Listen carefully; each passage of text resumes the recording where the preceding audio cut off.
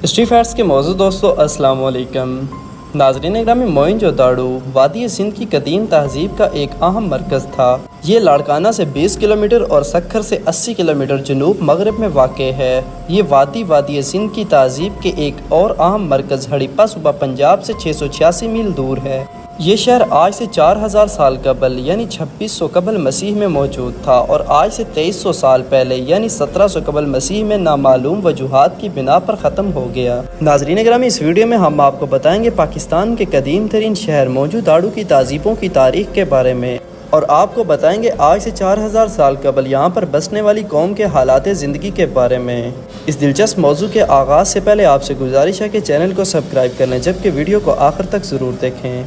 नाज़रीन ग्रामी, वादी सिंध की तहजीब सन 3800 से 1300 कबल मसीह तक कायम रहने वाले इंसान की चंद इब्तदाई तहजीबों में से एक है। ये वादी सिंध के मैदान में दरियाए सिंध और इसके मावन दरियाओं के किनारों पर शुरू हुई। इन तहजीबों को हड़प्पा की तहजीबों के साथ याद किया जाता है क्योंकि हड़प्पा और मोइनजोदाड़ो इसके अहम मराकज़ थे। दरियाए सवां के किनारे में इस तहजीब के आसार मिले हैं। इस तहजीब के बासी पक्की ईंटों से मकान बनाते थे। इनके पास बैलगाड़ियाँ थी, वो चरखे और खड्डी से कपड़े बुनते थे। मट्टी के बर्तन बनाने के माहिर भी थे। किसान, जूलाहे, कुम्हार और मिस्त्री वादी सिंध की तहजीब के मोमार थे। वादी सिंध की 5000 साल कदीम तहजीब मोइनजोदाड़ो, जिसकी आसार वादी महरान में लाड़काना के करीब दरियाफ्त हुए। इन कदीम तरीन तहजीबों ने एक तिहाई सदी से दुनिया भर के मुहक्किकीन, मौर्रिखीन, माहिरीन आसार कदीमा को हैरत में डाल रखा है। वैसे तो मोइनजोदाड़ो और हड़प्पा की तहजीबों में कोई ख़ास फ़र्क नहीं। मोइनजोदाड़ो की तारीख पर सरसरी निगाह डाली जाए तो इसे 1922 में बरतानवी माहिर आसार कदीमा सर जॉन मार्शल ने दरियाफ्त किया। मोइनजोदाड़ो सिंधी ज़ुबान का लफ्ज़ है जिसका उर्दू ज़ुबान में मतलब मुर्दों का टीला है। ये शहर उस दौर के इंसानों ने बेहतरीन मनसूबाबंदी से बसाया गया था। इस शहर की गलियां खुली और सीधी, जबकि पानी की निकासी का मुनासिब इंतज़ाम था। मुहक्किकीन के मुताबिक ये शहर 7 मरतबा उजड़ा और दोबारा बसाया गया, जिसकी आम तरीन वजह दरियाए सिंध का सैलाबी रेला था। ताहम ये कब खंडरात में तब्दील हुआ, इसके बारे में मुअर्रिखीन और मुहक्किकीन की मुख्तलिफ आरा हैं। कुछ लोग इस खूबसूरत शहर की तबाही का सबब वस्ती एशिया से आर्या कौम की आमद को करार देते हैं, जबकि बाज़ कुदरती आफात को। पुरानी कुतुब में मुताले के बाद ये बात मालूम होती है कि कदीम ज़माने में दरियाए सिंध मोइनजोदाड़ो के करीब से गुजरता था। वहाँ के हकीकी शहर दरियाए सिंध और मगरबी किनारे के दरमियान वाक़ एक जजीरा था। इस सरजमीन का जायज़ा लेने से यूँ समझ में आ रहा है कि वहाँ पर दरअसल 5 जजीरे थे, जो बाद में दरिया के रुख में तब्दील करने और इनके ऊपर रेत चढ़ने के सबब इकट्ठे हो गए और जजीरों का गोया के एक गुच्छा सा बन गया। अब वहाँ सिर्फ टीले ही टीले नज़र आते हैं, जो तकरीबन 250 एकड़ रकबे पर फैले हुए हैं। कुछ टीले 20 तो कुछ 30 फीट बुलंद हैं। अब तक मोइनजोदाड़ो की तकरीबन 13 एकड़ अराजी की खुदाई की गई है। इस दौरान यहाँ से तह दर तह 7 शहर एक दूसरे के ऊपर मिले हैं। माहिरीन आसार कदीमा के मुताबिक सैलाबी मौसम में जब पानी से शहर तबाह हो जाता था तो यहाँ के लोग इस शहर के ऊपर एक दूसरे शहर को तामीर करते थे।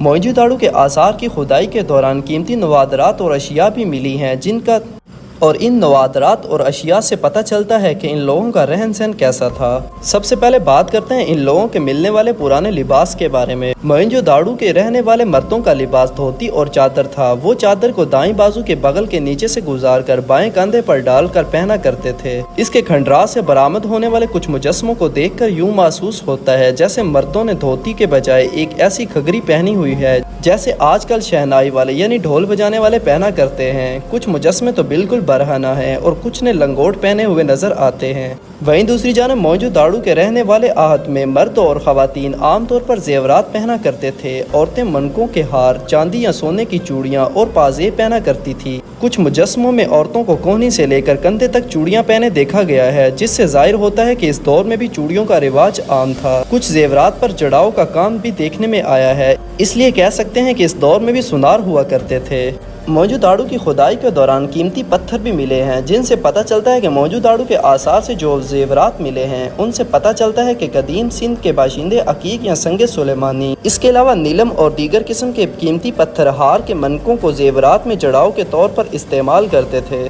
मोइनजोदाड़ो में रहने वाले 4000 साल कबल लोगों की खेती बाड़ी और दीगर हुनरमंदी के बारे में बात की जाए तो वादी महरान के कदीम तहजीब में काश्तकारी और ज़राअत से मुतल्लिक इतनी ज़्यादा मालूमात हासिल नहीं हुई हैं। ताहम मोइनजोदाड़ो से गंदम और जौ के दाने ज़रूर मिले हैं।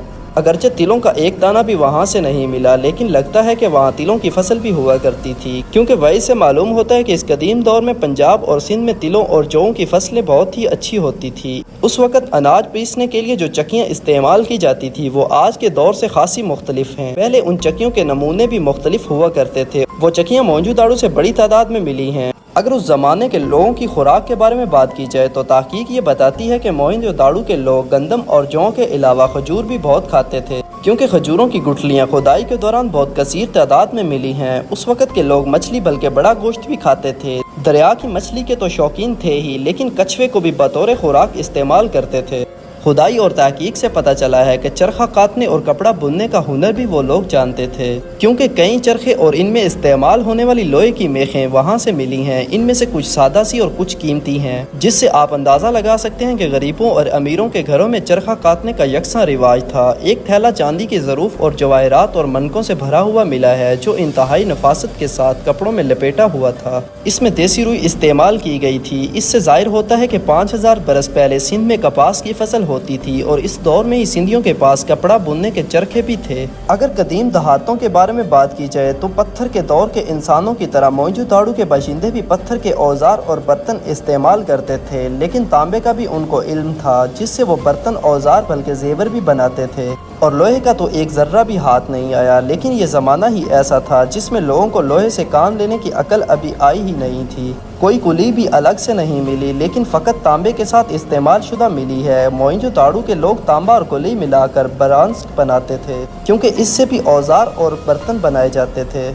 اگر موئنجو کے اس وقت کے لوگوں کے ہتھیاروں کے بارے میں بات کی جائے تو موئنجو سے چند پتھر اور تانبے سے بنے ہوئے گرز، چند بھالے، کٹار، تیر اور کمانیں ملی ہیں۔ تلوار بنانے کا رواج تو بہت بعد کی بات ہے، اس لیے تلوار وہاں سے نہیں ملی، جس سے لگتا ہے کہ ملک میں جنگ اور جدل نہیں ہوتا تھا اور لوگ امن اور سکون سے زندگی گزارتے تھے، جس سے آپ یہ بھی اندازہ لگا سکتے ہیں کہ موئنجو کی تباہی کا سبب کوئی جنگ اور جدل نہیں ہے۔ یہاں کھدائی کے درمیان باٹ اور پیمانے بھی ملے ہیں۔ باٹ اور پیمانے کی کئی انواع ملی ہیں، وہ اکثر نازک اور چھوٹے ہیں۔ کچھ مخروطی شکل کے بڑے پتھر ملے ہیں جن کے اوپر سے سوراخ ہے، ان سوراخوں سے رسی گزاری جا سکتی ہے۔ ان پتھروں کو تول کے وقت باٹ کر طور پر استعمال کرتے تھے۔ قدیم زمانے کی بات ہو اور مہریں نہ ملیں، ایسا تو ہو نہیں سکتا۔ موئنجو سے سینکڑوں کی تعداد میں علیحدہ علیحدہ نمونوں اور سائز کی مہریں بھی ملی ہیں۔ قدیم زمانے میں دستور تھا کہ لوگ جب کہیں باہر جاتے تھے تو دروازے کے باہر سے مہر لگاتے تھے۔ ہر ایک مہر پر دیوتا کی شکل بنی ہوئی ہوتی تھی۔ وہ دیوتا گویا کے مکان کی رکھوالی کرتا تھا اور ان کی ملکیت کو کوئی بھی ہاتھ نہیں لگاتا تھا۔ موئنجو کے لوگوں کا بھی شاید یہی دستور ہوگا۔ قدیم لوگوں کے زمانے میں فن تحریر بھی بہت مشہور ہے۔ موئنجو سے ملنے والی مہروں پر جانوروں کی اشکال کے علاوہ نامعلوم زبان میں چند سطور بھی منقش ہیں، لیکن حروف کی تصویروں کی صورت میں ہیں۔ ساری دنیا میں جو رسم الخط مروج ہے ان سے حروف اکثر ایسی تصویری تحریروں میں سے بنے ہوئے ہیں۔ پہلے حروف کے بجائے جانوروں وغیرہ کی شکلیں بناتے تھے، وہ شکلیں بعد میں اپنی صورت مٹا کر موجودہ حروف بنی ہیں۔ مہروں میں ایسے حروف کے درمیان کہیں دیوتا گری طرز کے آرات، زیر زبر اور پیش وغیرہ ہیں، جس سے لگتا ہے کہ یہاں پر فن تحریری کی اچھی خاصی ترقی ہوئی تھی۔ بالکل اسی طرح کی مہریں میسوپوٹیمیا کی طرف سے بھی دریافت ہوئی ہیں، جو 3000 برس قبل مسیح کے ہیں۔ اسے دیکھنے کے بعد سر جان مارشل نے قیاس آرائی کی ہے کہ موئنجو کی تہذیب اس سے زیادہ قدیم ہے۔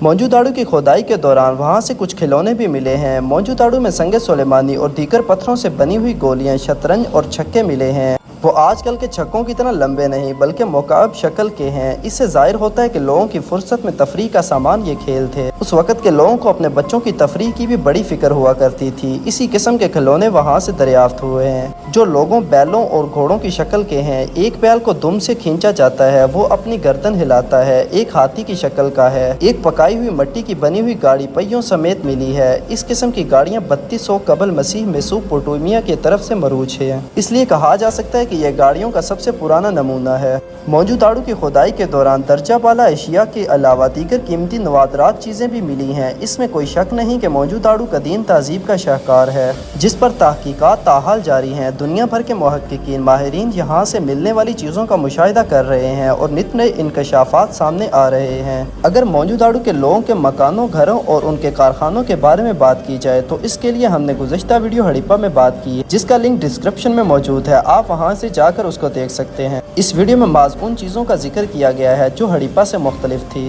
ان دونوں قدیم ترین شہروں کی تاریخ جاننے کے بعد اگر یہ کہا جائے کہ موئنجودارو اور ہڑپہ کسی حیرت کدے سے کم نہیں تو بے جا نہ ہوگا، لیکن ضرورت اس بات کی ہے کہ موئنجودارو اور ہڑپہ کے آثار کو محفوظ بنانے کے لیے حکومت مؤثر اقدامات کرے تاکہ قدیمی تہذیب کے حامل ان شاہکاروں کے آثار کو محفوظ بنایا جا سکے۔ ناظرین اکرامی، یہ تھی ہماری آج کی ویڈیو۔ اگر آپ کو ویڈیو اچھی لگی تو اس کو لائک اور شیئر، جبکہ چینل کو سبسکرائب کر دیجیے گا۔ آپ سے جلد ملاقات ہوگی کسی نئی معلوماتی اور تاریخی ویڈیو کے ساتھ۔ اللہ حافظ۔